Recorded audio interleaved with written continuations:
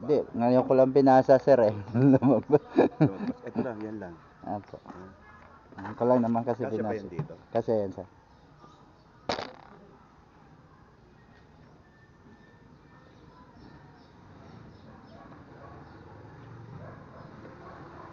Yeah.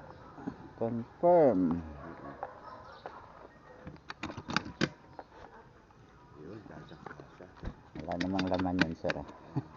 Kailangan umabot yan before ano eh. Kasi aalis daw ng 11. Okay na yan. Okay, sir. Thank you.